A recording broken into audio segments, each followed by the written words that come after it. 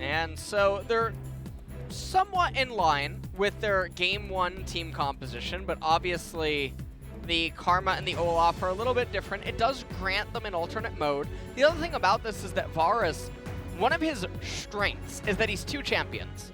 There's Lethality Varus, which is a poke-centric champion, and then there is the attack speed on hit Varus. So the fact that he can be flexed up mid-draft phase is one of the things that makes him really powerful. So they have both options available for themselves here in this game, as Gen.G is actually going to pivot the Galio to the bot lane and pick up the Zilean for themselves. And this is definitely a much more even draft. I think out of starting onto the map here. Level 1, pretty strong for T1. They're going to push that advantage. The Olaf obviously quite good at it, as well as Silas and Karma.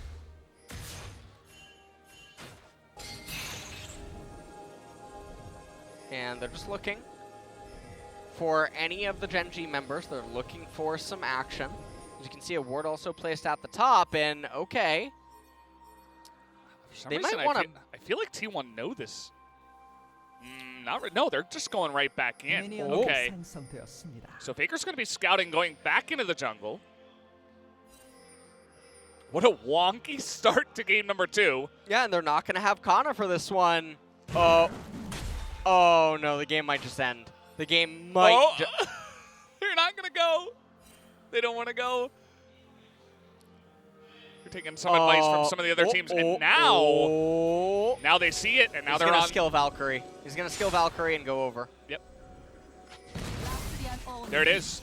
And it ends up being much ado about nothing, actually, although the Valkyrie, of course, is going to have an effect on the mid lane. The thing here, though, is Rascal falls really far behind, as I believe he will miss 3 of the minions in top. So that is really problematic. You can see Rascal is trying to run up there, as Clid is on his patented J4, 27 in 5, 84.4% win rate.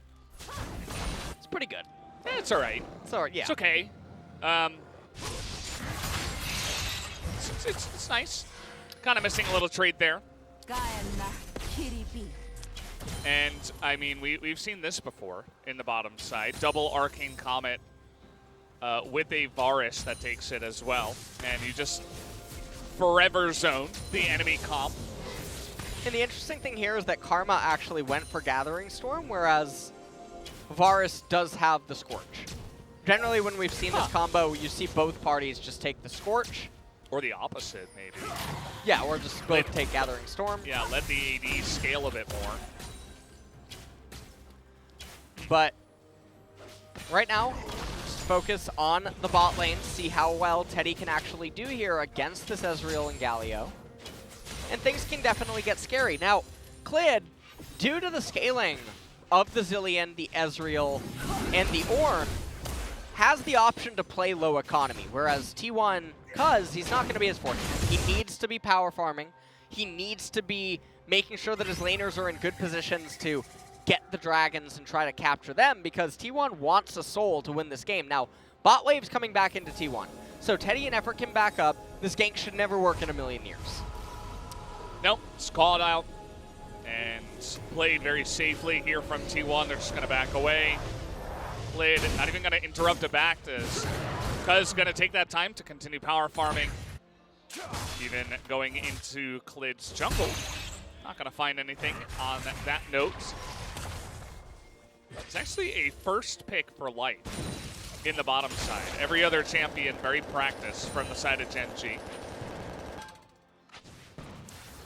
And Olaf just getting intel, finding out when the Raptors are going to end up respawning for his team. And you look over at Faker, he already has his cull stacks getting farmed up, fleet footwork on the Corki. So we're going to have a bit of a lull state in the early game here. Nice. And that's not the end of the world.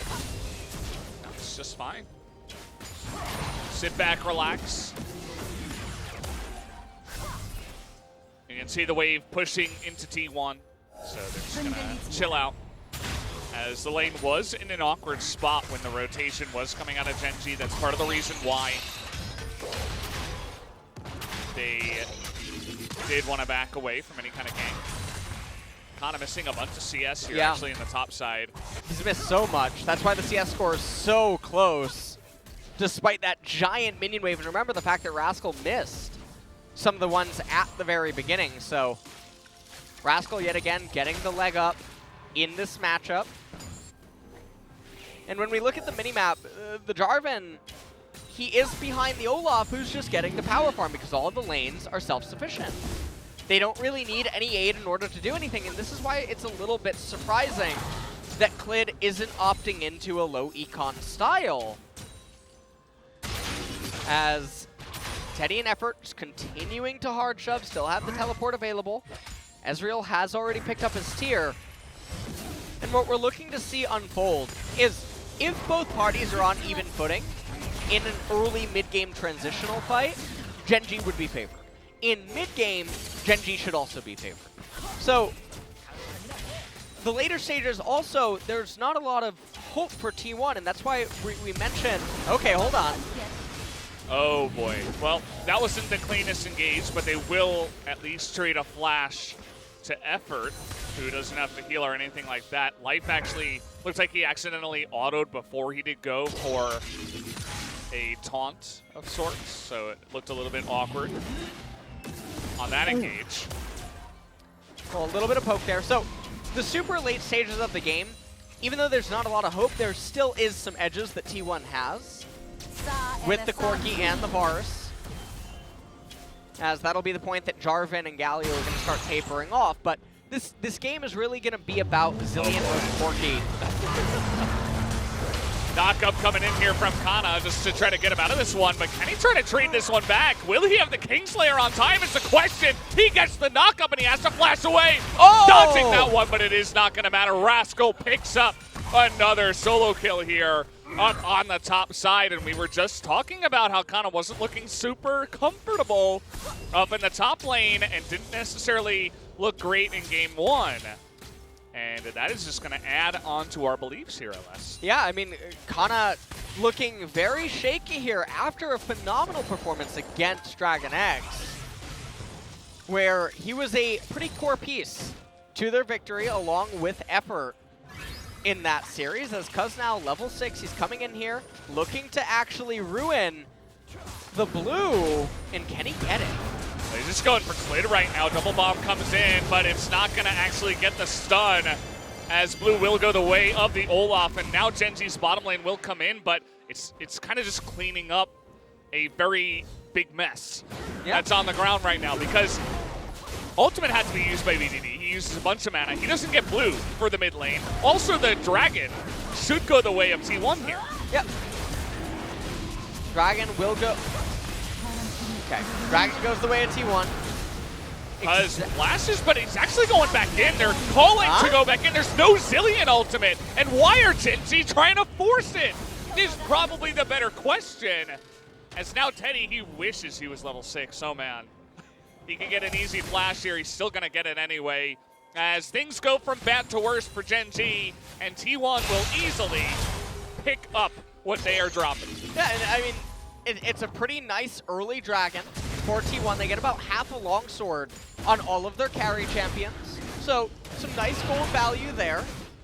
And now Cuz just going back to power farming. Let's take a look at this trade one more time. So Kana misses out on that. Rascal casts the ultimate, gets the Bellow Breath and the Brittle procs, but you can just see that Kana mismeasured the damage that he would have available.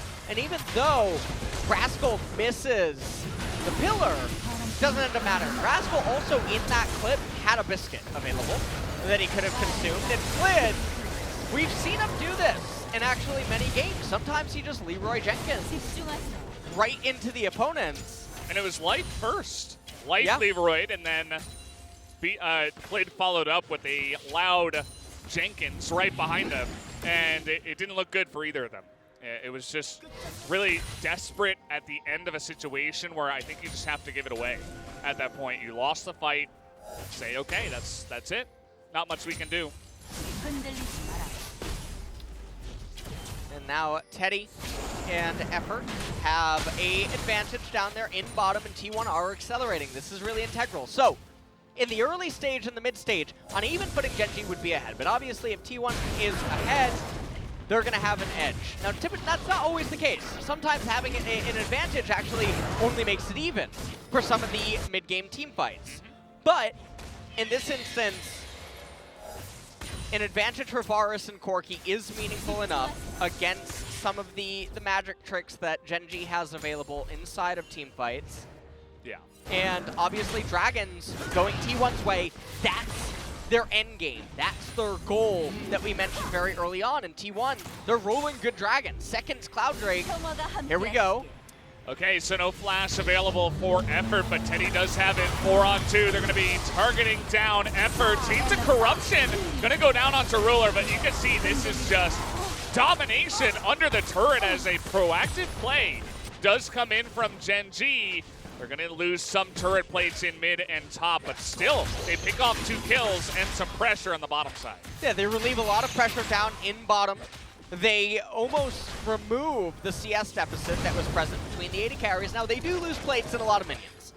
That is maybe actually 2 kills worth of gold that Rascal misses out on just in terms of minions. So you're really going to add it up to see who ends up coming out ahead. While it was important that Gen.G do that to stabilize the bot lane, it's not like it just comes over for free. As Rift Herald will give the gold over. Yep. And Zilean having his turret hurt that badly this early on is not something that he likely would have been anticipating. And right there, Clid, stealing that away is very big because he's down 2 levels right now in the jungle. Yeah, catch-up XP ain't the same nowadays. As times have changed, we're going to take another look here. TP onto the flag. Yep. TP onto the flag. They come in with the Ornn ultimate. And Teddy surprisingly flashes here, but there's never a universe where he's getting a kill. So, should have just embraced death. Yeah. If Ruler had turret aggro, maybe, but the second he sees that Ruler doesn't, you just got to let that one go as well. It's hard to make those decisions in a split second under this much pressure, so we'll hand it to him. As now Gen.G, they've identified the importance on the Dragons, and they say, well, let's prepare for this 45 seconds ahead. Clid hiding now in the pit. And this is a scary team fight. Rascal isn't going to be here. Zilean doesn't have his flash, neither does Ruler. We'll see how both of these parties end up posturing for it. You can see Baker just really in the driver's seat here in mid lane. Already completed his call, almost has the Trinity Force even. Most likely. Perhaps just like 3 minutes or so away, 4 minutes maybe, from completing that, given that he has so many turret plates inside of him, a kill and an assist. Chains of Corruption went down onto Ruler. He doesn't have his flash, and it doesn't look like he's got Arcane Shift either. He's just going to go down. As you would have to imagine that was Teddy baiting him into a fight. And I don't know how that's even possible. Teddy's at full health, full mana, basically. Yep. Say 80% each as the dominoes fall one by one. As Gen.G are going to lose another kill, another objective. And T1 are just scooping it up, saying thank you very much. Nope, Mountain. So Mountain Dragon is going to be the dragon that's coming up. Now, it's not the best one. So if you're a Gen.G fan, that is... okay, well, hold on. Well, he's desperately trying to clear the wave, but it's not going to happen. Whoop. As he is not going to survive, just barely. Gets away that last auto from Ruler. As nice little rotation, the teleport comes in from Ruler. He's going to get a bunch of gold from this, gets the kill, and some turret plates. But yes, very much mixing things up here on the map from behind. Well, Ruler is trying to get any gold that he possibly can right now. Ionian Boots and Monomune on the Ezreal. Looks like he's going to be going for the Iceborne Gauntlet this game to have added resistance against the Varus's poke, as well as even the Olaf. Going to be very effective there. Now, interestingly, Cuz is going for the Cinder Hulk on the Olaf. Not going to be going for the Warrior Enchant. You can just see Chains of Corruption lands. And he Arcane Shifts at the same time. And Cuz just senses blood in the water, goes in, ends up bringing him down. And the teleport comes in here. Kana tried his best to defend against it, but it just wasn't quite enough in the end. Yeah, because he's clearing the wave, but maybe if he had used the True Shot Barrage onto Ezreal and just tried to, you know, focus all of his attention onto that squishy AD carry that's only level 8, that may have worked out better for him. But hindsight is 20/20. Under that pressure, he decided he would just go for the wave. Didn't exactly work out. True Shot Barrage, again, ain't what it used to be in terms of clearing the minion waves. That's for sure. And right now in this game, it's almost a 3,000 gold lead here for T1, 3 minutes until the mountain. Now, again, the unfortunate good thing for, or not unfortunate, I'm not really quite sure what you would feel if you're Genji, is that at least it's not an ocean. It doesn't feel good that it could be a Mountain Soul, but T1's champions utilize Mountain Soul much less effectively than an Ocean Soul. None of them really stack any sort of resistances except for that Olaf. And so it's not like they're getting a lot of ramp from the 12% if they make it the distance. However, it can be problematic to the Wombo combo engage, but Zilean and Ezreal can actually fight against it. BDD here, he's gonna have to call in his brother Galio to help against that dive. And Shirley spawning here, 15:58 was the timer. As T1 really making a case to put on as much pressure up on the top side as possible. We see Karma coming in here as well. Ruler and Clid to try to fight against it with 4, actually, from Genji. Now, I'm not sure if they should even fight over this, surely, because we've talked about this before. Turret plates are gone. Even the mid turret is gone. Surely, the second Rift Herald is not going to get that much value. No, and the thing about this is Rift Herald, when there's no turret plates, it's not worth losing your life over. And so we'll see how hard both of these teams actually commit to this. But all too often, we've seen team comps that have scaling in their kits all too eager to take a team fight even when they're down on gold or down on levels and whatnot. As Faker making his way up to top lane right now. He's just going to try to shove in the wave. He's going to be met by BDD. He's just going to throw out some Brazilian bombs. And the Ornn items are going to start coming in soon. And this is going to be the scary part of the game. Zilean does benefit from the fact that he's going for the glacial items, so typically they are more affordable. It makes very good use out of the recipe components that build into them as well. But the way that it's looking is T1 could just very well win this next Mountain Drake, and then Genji have one last dance, which is going to be at the Mountain Soul. But if Genji can win this fight and get the Mountain Drake, I think it really closes off a lot of chances that T1 would have to win, because that would delay them so much. Real question is if they can actually put up a fight at this Mountain Drake. I mean, Faker has hit over 200 CS already. The guy is almost 2,000 gold ahead of anyone else on the Rift. He has Trinity Force finish and Manamir. No Muramana just yet, but this Corki is already massive. And that is just something you're going to have to factor into your calculations if you're Genji. They'd love a hard engage onto him, but he's going to have... I don't think he's got the package, but he's going to be extremely mobile. He has Flash and Valkyrie and the Karma. Can you lock down this pick is really the question. Well, this is going to be the close fight where T1's advantage is not super sizable, because Genji, they have very durable, tanky, beefy bros, backed up by the Ezreal and the Zilean. You can see Kana looking for some sort of a flank in the backside as, well, and he's gonna recall, get a second lethality item, and I don't know what.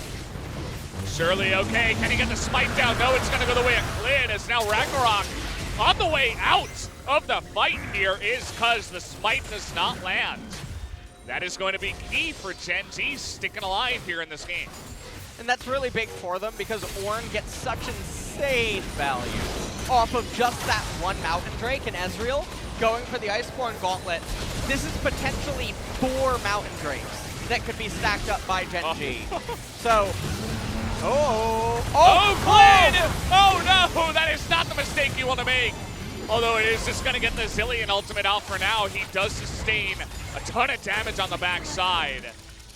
Doesn't end up being too critical at the end of the day, but still able to take down the Zillion ultimate for now. But very key for Gen.G that actually they are able to take down Shirley and not allow her to get her charge down. Yeah.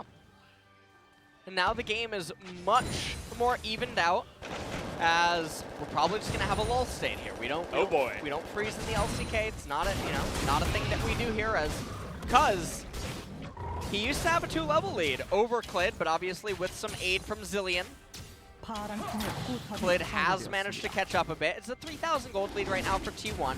The Infernal Dragon in isolation will still be more valuable than the Mountain, but the fact that Gen.G are threatening to now pick more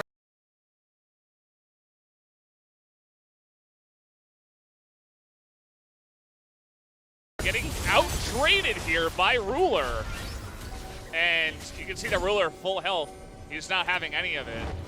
He's really able to shut down the 1v1 there, essentially, and take control of this mid lane. It does feel like the tides are turning ever so slightly in favor of Gen.G as they have a nice little push going on here with the Glazed Augment Zillion to help zone away some of the members of T1.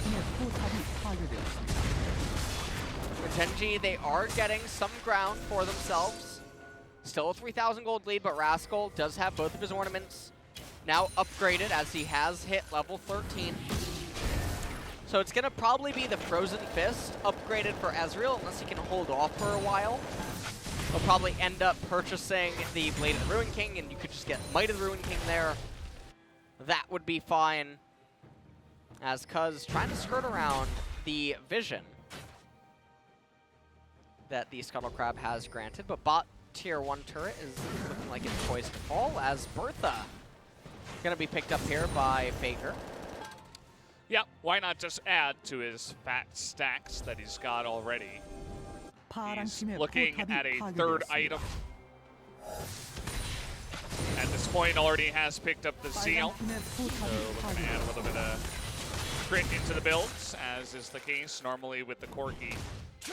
And you were right about that lull state. It doesn't really look like either team wants to make a big play just yet. So we're going to be sitting back waiting for the Mountain Drake that's going to spawn in about 2 minutes.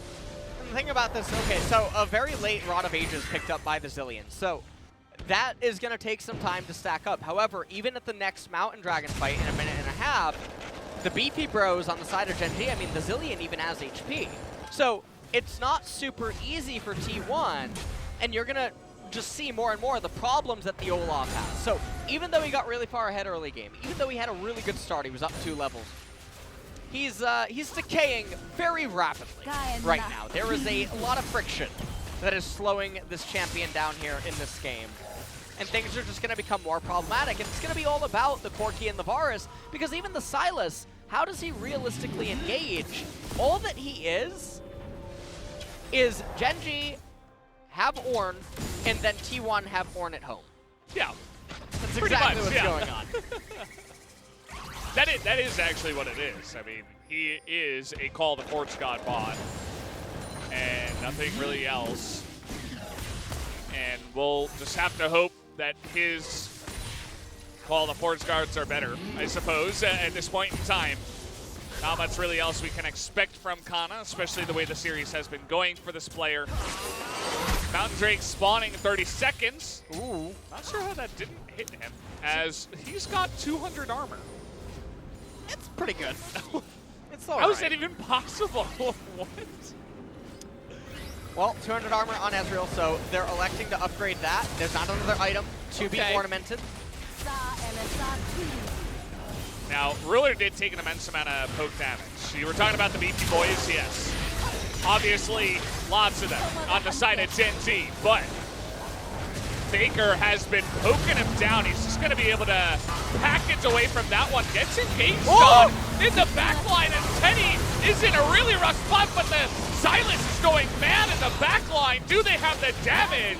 As yes, Teddy is going to die, but Faker stays alive, and Kana and Cuz the unexpected duo get into the backline and assassinate it just like that. And now they're looking at the Baron here for T1. They're looking at the Baron, and because of the champions that Gen G have, Ornn and Galio, they can't just go do the mountain, unfortunately. Yeah. So this is going to be a Baron into a mountain capture by T1.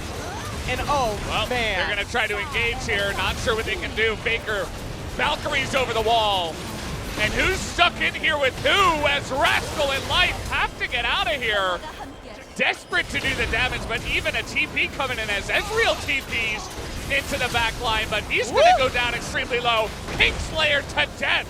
Down will go Ruler, and more kills added to the side of T1. And now Baker going to TP bottom. Yes, there's the channel. As we go into the replay, watch BDD, because I don't know what he was looking at here. He gets hit by the Ornn ultimate, and they just gunned for him. Like, all they could see was red. And Ruler brought down immediately too, so Gen G, their integral core pieces to the team composition, fell immediately in the team fight. The two champs that they need to protect at all costs wasn't able to be protected. So Baron goes down, and then T1, they say to call an ambulance, but not for them. Effort flashes it, still dies, but he is a hero. Kana, though, the unexpected return of the king, perhaps, up there in the top side.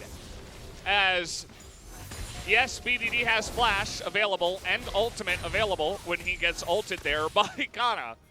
But still, Kana able to turn that fight around and make it big, because as you mentioned, once you take out Zilean, Ruler is a sitting duck as he's desperately trying to get into the fight. Just way too ham. Work lit in Life and not really able to get as much value out of their engage. And now with the Baron and another Mountain Drake, T1 look to push and take some more objectives. Yeah, and they've extended their gold lead to 7,000 right now, as this is really hard to juggle. And again, BDD has a quest item. The quest item's not even halfway complete. Rod of Ages is only at 4 stacks right now. Things are looking really rough as more and more turrets begin to fall. That Mountain Drake was picked up as well, and Varus is a pretty good champion. Yeah, it's Varus and Corki together. The two bros, they high five once again to clap some of the enemy team with their poke damage, and it's pretty intense what they're able to do together, even with the beefy boys in the front. Nice little stun there onto the Olaf, a bit awkward for him. He's gonna have the Ragnarok available, and the Call of Force God interrupted by the Call of the Silas God. And no kills will come down here. Cuz will be just fine. And now T1 is just gonna take a brief reset. They have an 8,500 gold lead almost. Can't believe you did that. Why? Can't believe it. You know, I mean, that wolf just Can't wanted to believe be he done left alone. And he said, "You're coming with me." He has 324 CS in 28 minutes. You take it away. He's really great at it. And yeah. That's one way you can get really far ahead on CS as well. Just take every single thing on the map, including the enemy's CS. And you look at all of the items. Lord Dominic's Regard actually coming out here this time as the Varus to give him a little bit more of pen against all the beefy boys on the side of Gen G. And it's really problematic. Gen G, they need to stabilize, but it's going to be so hard because in 2.5 minutes, the Mountain Soul fight, T1 are just, they're going to slap them with their wallets. It's going to be a really, really difficult fight for Gen G to win. And it's not even like Gen G can utilize a phalanx or anything, because the low ground's going to grant T1 the ability to concave very well with the Corki, Karma, and Varus. And even if Gen G do funnel up, the Silas will get a lot of value. All right, well, what is the play here? As already, effort is going to be targeted down. They're trying to take out the Karma, but in with the package goes Faker, and Kana and Clid, or rather Cuz, able to zone them out here really nicely. Rascal not quite able to land it, and the front line is just going to be decimated. As eventually this entire team, with a bit of a mistiming there on the arrow, but it just doesn't matter. As Teddy is frontlining now. BDD and Clint going home with their tails between their legs. Nothing they can do to stop this, as they're going to try to come back now with full health and clear the wave. That is the minions! the main objective, but the minions are going to split, and now with the TP, they should have enough time to poke down the turrets and try to take the game. Clint, he knows stopwatch is a great item, but it's not good enough to keep him alive. And T1, they're going to look for the win right now. As down will go the Zillion. He's got a TA, he's just fine. And there you go. GG, the Nexus goes down. Kana saying I can be Zillion too. And T1 will just continue their dominance.